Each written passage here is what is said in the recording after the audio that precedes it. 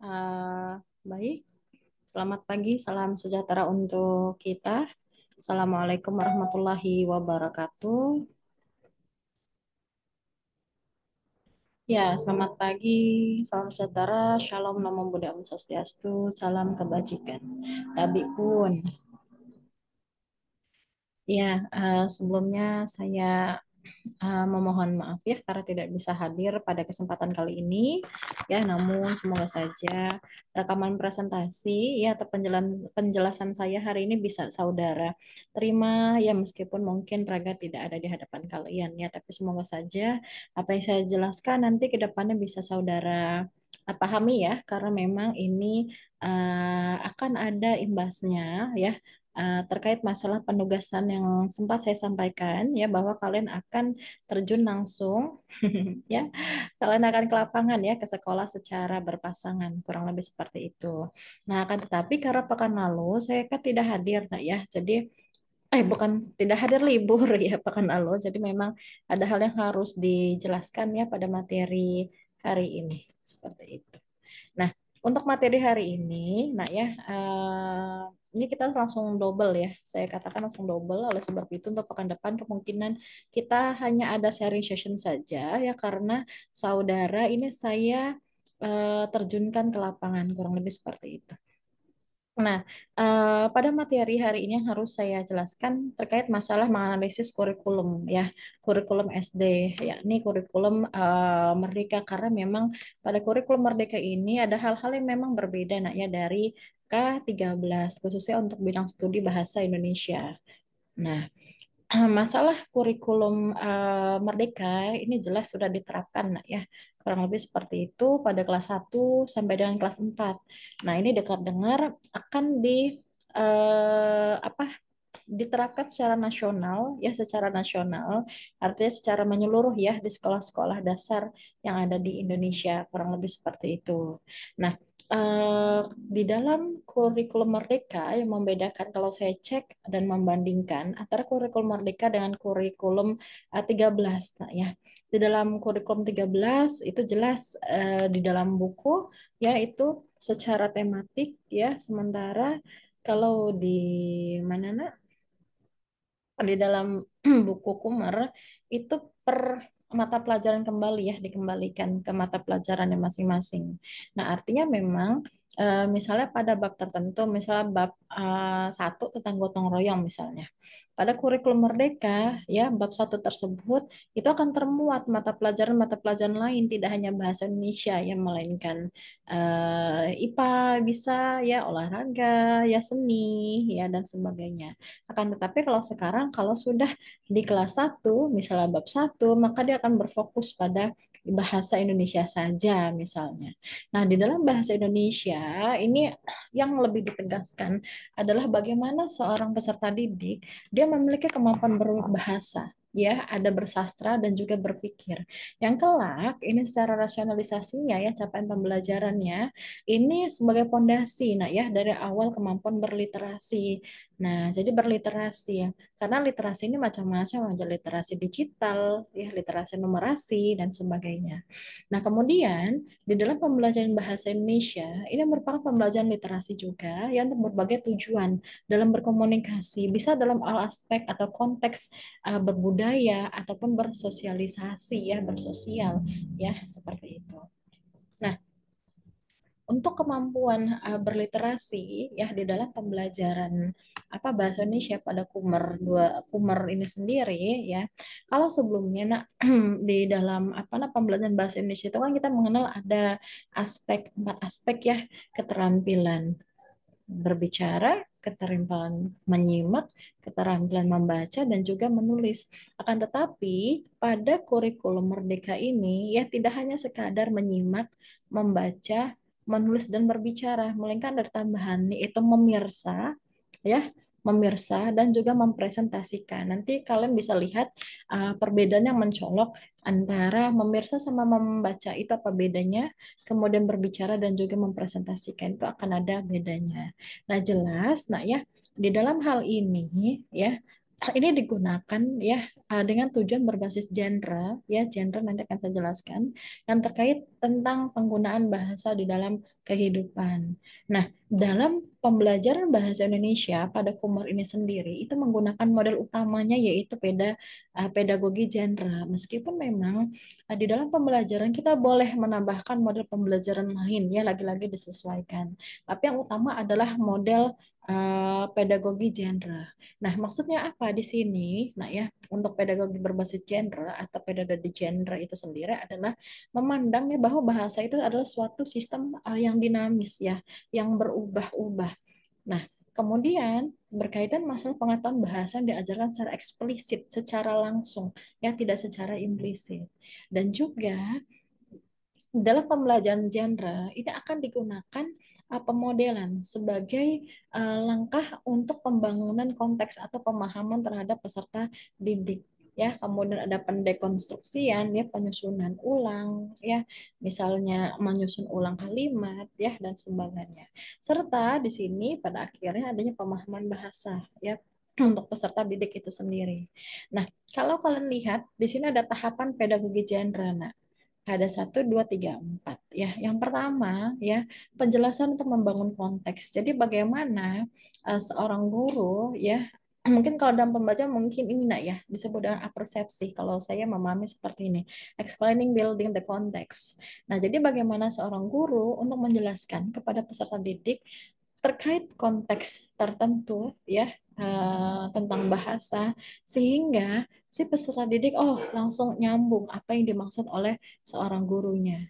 Nah, kemudian tidak hanya itu, ini akan dibantu ya, tidak hanya tentang membangun konteks, ini pun akan dibantu dengan adanya pemodelan atau modeling ya. Misalnya seorang guru ingin menjelaskan tentang berpidato yang baik itu bagaimana. Tidak mungkin seorang guru tiba-tiba langsung meminta kepada peserta didik langsung membacakan pidato. Melainkan harus ada model. Ya harus ada model. Ingin mengajarkan tentang kalimat tanya. Ya, bagaimana intonasinya. Maka perlu adanya model. Kemudian bagaimana ingin memerankan drama? Tidak mungkin langsung disuruh berperan sebagai antagonis. Ya, antagonis setidaknya ada apa? Ada mimik wajah atau mata yang melotot, yang marah dan sebagainya. Maka perlu adanya pemodelan. Jadi tidak hanya sekadar menyuruh dan melaksanakan ya untuk peserta didik. Nah, kemudian selain pemodelan, lagi-lagi peserta didik tidak boleh dilepas begitu saja. Melainkan ada pembimbingan atau joint construction. Jadi peserta didik sebelum nanti mereka bisa mengerjakan latihan secara mandiri, ya independent construction itu sendiri, maka si peserta didik itu harus dibimbing terlebih dulu. Jadi ada 4 tahap ya dalam pedagogi genre. Yang pertama penjelasan mengenai suatu hal ya agar membangun konteks pemahaman peserta didik itu yang pertama. Kemudian yang kedua ada pemodelan atau modeling yang bisa dilakukan oleh guru bisa, kemudian oleh gambar juga bisa, oleh video juga bisa, boleh ya. Kemudian yang ketiga ada pembimbingan joint construction. Setelah adanya pemodelan, saya yakin peserta didik udah mulai konteksnya sudah terbangun ya sudah mulai memahami. Tetapi perlu ya adanya pembimbingan itu sendiri. Bagaimana misal menyusun kalimat yang diawali dengan subjek misalnya. Karena bisa jadi peserta didik ketika dihadirkan kata-kata yang kita susunannya kita ubah-ubah, kemudian disusun oleh mereka, mungkin bisa jadi mereka akan mengalami kebingungan seperti itu meskipun dalam kalimat yang sederhana misalnya. Nah, kemudian yang terakhir ada pemandirian. Setelah mereka paham, baru silakan guru untuk melepas peserta didik untuk melaksanakan apa latihan ya, praktik dan sebagainya. Nah, kemudian pada akhirnya pembelajaran berbahasa Indonesia ini ya ini akan membantu siswa ya nanti di sini akan membentuk pribadi yang bertakwa ya kepada Tuhan ya kemudian berpikir kritis ya ketika membangun konteks ya maka bisa jadi si peserta didik mulai melalang buana tuh ya pemikirannya kemudian mereka berani untuk berbicara ya dan sebagainya. Nah, hingga nanti juga ya membentuk pribadi yang mandiri. Mandiri, nah, kemudian kreatif, kemudian adanya rasa untuk bergotong royong, saling membantu dan juga kebineka tunggalan mereka ya keberbinekaan ya. Seperti itu. di dalam pembelajaran bahasa Indonesia, nah, pada kurikulum Merdeka, ya, pucuk utamanya adalah literasi. Ya, dalam berliterasi ini, ya tadi ada namanya model genre text. Ya, genre text. Kalau sebelumnya tadi ada 4 keterampilan yang saya sampaikan, maka di sini ada 6 keterampilan, tambahannya 2, yaitu ada membaca tetap ya, kemudian ada menyimak ini yang tetap, ada menulis dan juga berbicara. Tambahannya di sini adalah memirsa dan juga mempresentasikan. Ya, sehingga nanti ini digunakan dalam pembelajaran bahasa dan sastra. Nah, ini ada kegiatan-kegiatan ya di dalam bahasa, ada receive ya, receive, ada kata receive, ada produk ya, produk. Artinya ya, dalam kegiatan reseptif ya, ini adalah kegiatan di mana siswa dia menerima informasi ya, menerima informasi. Bisa dalam kegiatan menyimak, dia menerima informasi, membaca, dia menerima bacaan, memirsa ya, dia menerima misal bentuk video, kemudian mencoba untuk mengamati, mencoba untuk menyimak ya, seperti itu. Nah, nanti kita akan lihat bedanya apa ya, membaca sama memirsa. Kemudian ada kegiatan produktif ya, bahasa.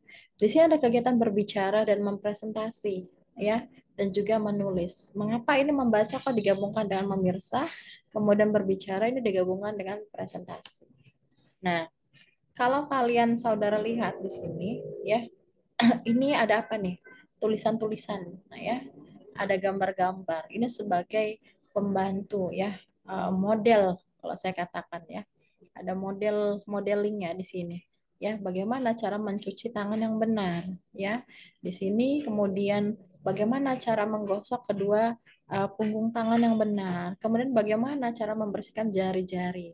Nah, kalau saudara memperhatikan kegiatan-kegiatan ini hanya berupa apa? Nah, tulisan dan gambar ya. Artinya memang peserta didik bisa membaca dan memahami melalui tulisan dan juga model gambar yang disajikan. Nah, ya, ini kalau dilihat di sini ada kuman-kumannya ya. Kuman-kumannya akan mati setelah pada saat proses mencuci tangan ya dengan benar. Nah, ini untuk kegiatan membaca. Selain kegiatan membaca, maka ada kegiatan memirsa ya, memirsa.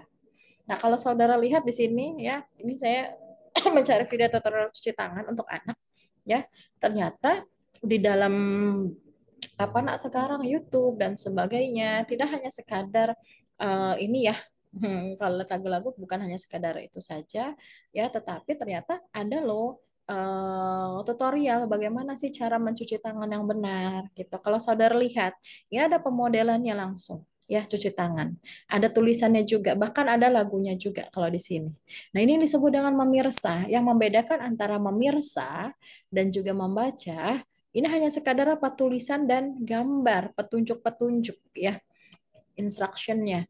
Nah, akan tetapi kalau ini dia tidak hanya sekadar modeling cuci tangan ya, ini sebenarnya ada cuci tangan, membersihkan sela-sela jari dan sebagainya ya. Itu tidak hanya sekadar dia mencuci apa, dia ada tulisan dan juga gambar-gambar, melainkan langsung gerakannya bagaimana ya.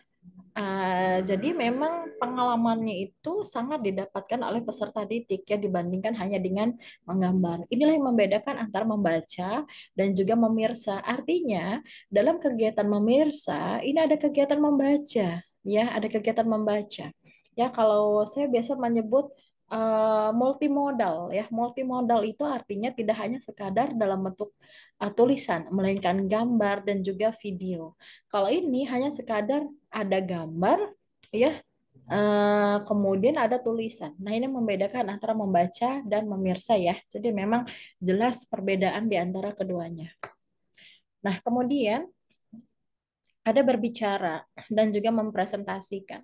Nah, ya, berbicara mempresentasikan ini sebenarnya dua hal yang memiliki irisan ya. Kalau saya ini presentasi, saya yakin irisannya pun ada terkait berbicara seperti itu ya. Akan tetapi yang membedakan di antara keduanya adalah ya, kalau berbicara, mohon maaf ini masih secara umum ya, secara umum.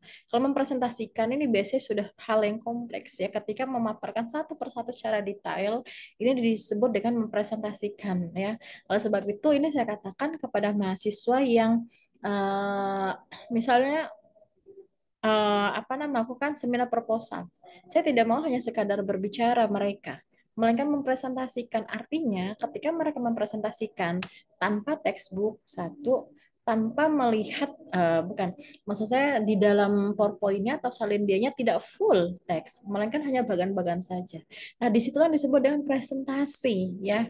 Bukan hanya sekadar berbicara saja. Ya, artinya memang kalau berbicara disajikan salin dia full tanpa si siapa pemakalah ataupun mahasiswa tersebut berbicara, maka pembaca pun sudah bisa langsung membaca secara mandiri. Ya, akan tetapi ketika si mahasiswa dia melakukan presentasi, ini ada nilai lebihnya. Artinya si mahasiswa tersebut mereka memahami atas apa yang mereka pelajari, ya, secara spontan bisa menjelaskan secara improvisasi tanpa harus ada teks-teks yang full misalnya di dalam salindia. Itu inginnya saya seperti itu ya ketika apa mahasiswa ya melakukan presentasi. Begitu ya, kita membedakan berbicara dan mempresentasi. Nah, di dalam ini capaian secara umum yang harus saudara ketahui, nah ya, capaian pembelajaran bahasa Indonesia pada kurikulum Merdeka. Ya, ini ada poin 1 sampai dengan 7 ini secara umum. Nah, akan tetapi kalau sekarang untuk capaian pembelajaran, nah itu dibagi menjadi 3 fase, ya. Fase A itu untuk kelas 1 2, fase B itu untuk kelas 3 4, fase C itu kelas 5 dan 6. Ya, seperti itu. Ini secara umumnya saja bahwa melalui pembelajaran bahasa Indonesia ya peserta didik kita memiliki akhlak mulia ya dengan menggunakan bahasa Indonesia yang santun. Kemudian di sini adanya sikap mengutamakan dan menghargai ya terhadap bahasa Indonesia. Kemudian mampu berbahasa ya dengan teks multimodal tadi saya katakan ya lisan bisa, tulis juga bisa, visual, audio dan bahkan audiovisual. Nah, kemudian ada kemampuan berliterasi, ya.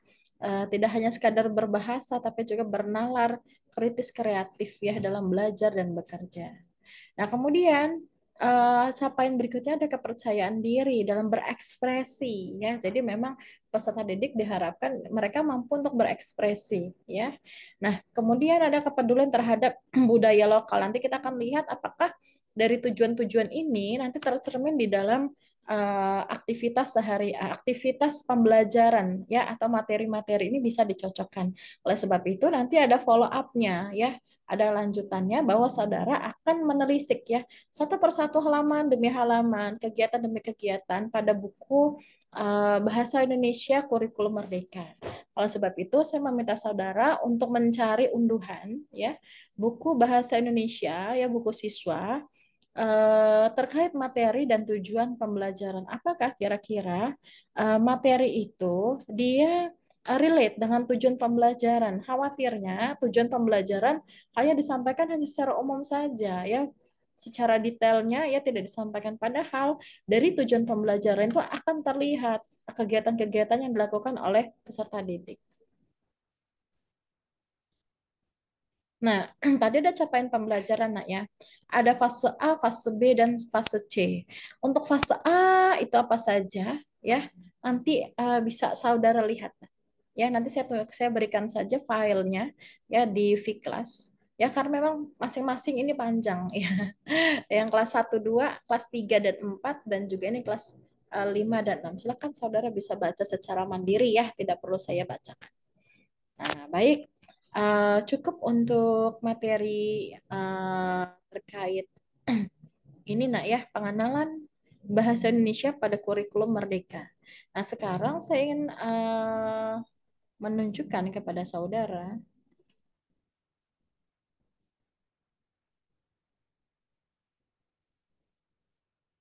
Nah, semoga terlihat ya. Nah, ini adalah capaian-capaian.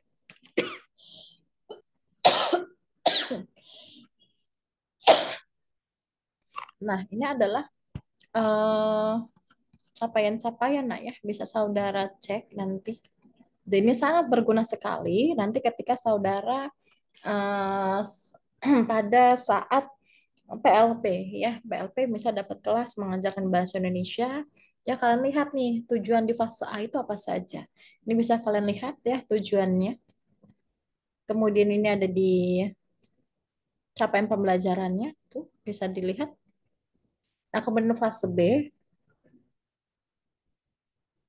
bisa kalian lihat ya dari fase B ini sendiri, kira-kira sesuai tidak ini nanti ya.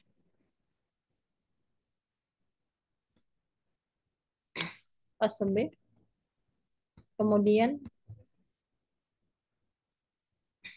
fase, oh ini, maaf, fase B ya secara detailnya. Kemudian ini fase C, ya seperti itu. Nanti bisa kalian cek secara mandiri ya. Nah, berikutnya, saya mau ke buku guru dulu. Nah, buku guru ini saya mendapat unduhan. Nah ya, buku guru kelas 2 ya, kelas rendah, keluargaku unik.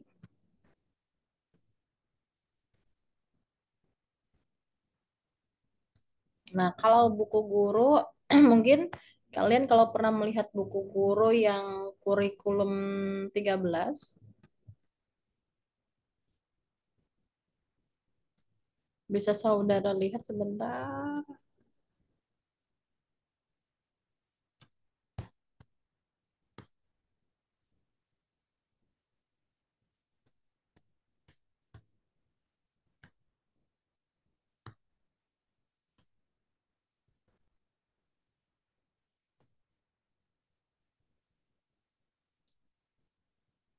Nah, eh bisa saudara unduh ya nanti buku guru dan juga buku siswa. Nanti bisa kalian baca untuk buku guru.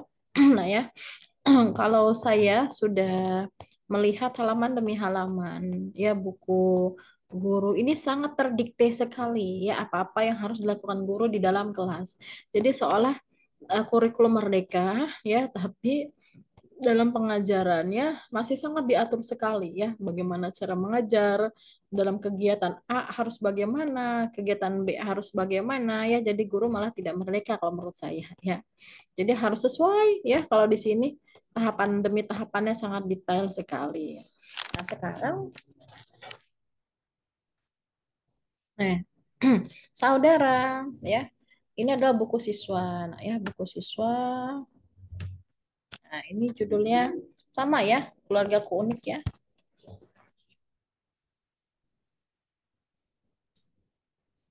Nah, keluargaku unik.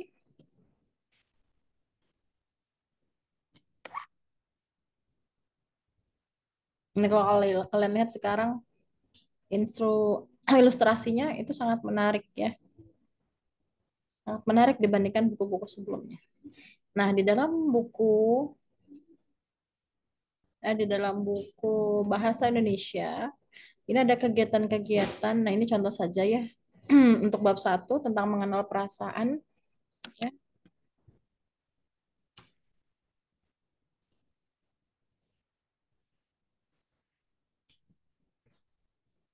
Nah, kalau kalian lihat nah, tujuan pembelajaran ini dari segi penggunaan bahasanya pun berbeda ya sekarang.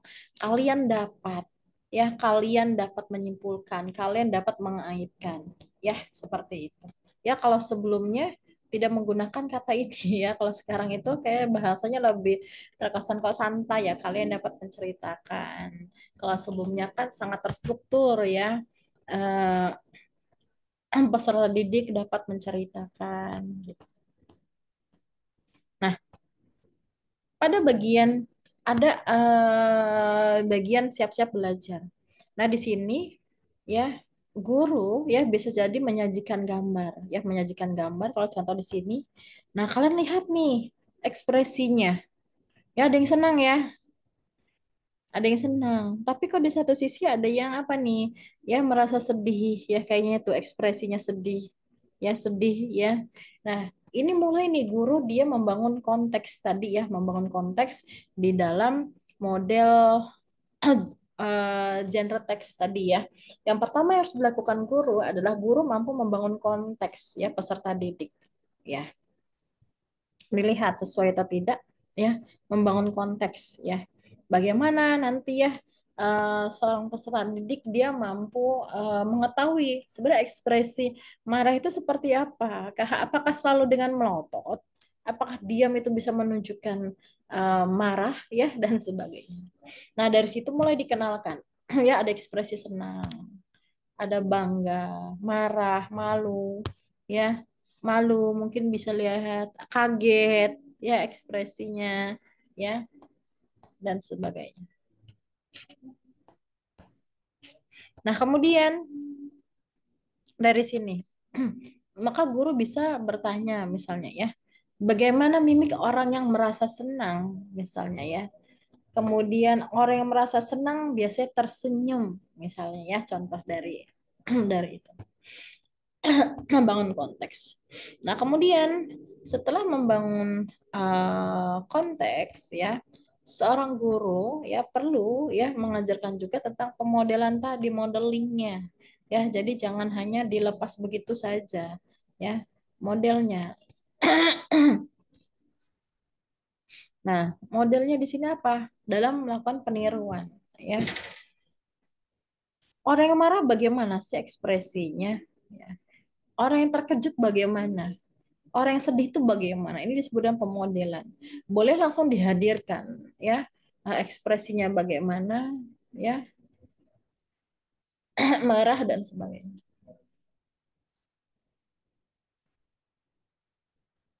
Nah, kemudian, ya, eh, setelah pemodelan, maka ada nama joint construction, ya, pembimbingan. Nah, pembimbingan di sini, ya, misal di sini siswa disuruh untuk menyimak, ya, menyimak, kemudian dibimbing nih ya seorang guru ya membimbing peserta didik ya misalnya dalam menemukan kosakata yang baru, misal berpisah. Oh, berpisah itu kegiatan apa ya gitu atau pindah. Nah, jadi memang kalau di dalam bahasa Indonesia di Kumur sekarang ya ada menu baru tentang kosakata baru yang dari setiap teks ya itu pasti sudah ditentukan ya, misal kosakata baru yang mungkin sebelumnya belum didengar misalnya ya, ataupun mungkin kalau didengar mungkin ya jarang. Nah, kemudian ini masih dalam proses pembimbingan ya, berlatih menggunakan kosakata baru. Misalnya hari ini keluarga Adi ya dari sini pindah, masih dibimbing ya, pindah ke kota Jakarta. Kiki dan kakak misal berpisah ya di depan sekolah. Nah, ini menunjukkan adanya pembimbingan ya dari pendidik atau guru. Nah, kemudian mulai peserta didik dilepas ya, artinya secara mandiri. Peserta didik peserta didik menyimak satu puisi, kemudian menjawab pertanyaan secara mandiri. Ya, ini disebut dengan tahapan pedagogi genre tadi ya. Ada penjelasan untuk membangun konteks, kemudian pemodelan, ya, ada pembimbingan dan pemandirian. Silakan kalau nanti ada yang ditanyakan bisa di kolom forum ya. Nah, kemudian nih ekspresi marah ya, ini bisa juga ya apa dibangun konteks. Nah, sekarang saudara kita lihat tadi nak dari tujuan pembelajaran. Nah, dari tujuan pembelajaran, ini kalian silakan menyebar pada satu bab tersebut ya. Ini hanya simulasi dulu ya. Kalian lihat apakah dari aktivitas-aktivitas tersebut ya mohon maaf, tujuan ini apakah sudah ada di dalam aktivitas tersebut ya sehingga tujuan pembelajarannya sudah sesuai. Jika memang menurut saudara tujuan pembelajarannya kurang, aktivitasnya terlalu banyak tapi tujuan pembelajarannya kurang misalnya. Silahkan kalian cek masing-masing tiap kegiatan ya. Kemudian tujuan pembelajarannya apa ya. Kalau memang sekiranya mood saudara tidak sesuai bisa kalian kritisi nah ya, kemudian kalian sampaikan ya, kalian screenshot dari awal tujuan pembelajarannya apa, kalian screenshot, kemudian kalian screenshot hal-hal yang menurut kalian itu tidak sesuai dengan tujuan pembelajaran atau mungkin yang akan kalian tambahkan ya, karena bisa jadi yang namanya penulis buku bisa jadi ada kekurangannya. Nah, disinilah kalian untuk mencoba memberikan koreksian ya. Oh, ternyata kegiatan ini tidak relate ya, tidak sehubungan dengan tujuan pembelajaran. Jadi silakan kalian tambahkan seperti itu. Ini untuk pertemuan yang pekan lalu ya. Jadi silakan kalian kerjakan di selembar kertas atau di Word ya, ya silakan di Word. Kalian screenshot, kalian tunjukkan ya bagian mana aktivitas mana yang menurut saudara ini kurang sesuai pada tujuan pembelajaran. Ya sehingga perlu ditambahkan atau mungkin perlu dikurangi. Seperti itu. Terima kasih. Silakan dikerjakan, dikumpulkan. Nah, setelah itu akan ada instruksi yang mungkin ada di kolom ini saja di Viklas ya. Instruksinya terkait kalian untuk terjun ke lapangan ya ke sekolah. Saya rasa cukup. Terima kasih. Wassalamualaikum warahmatullahi wabarakatuh.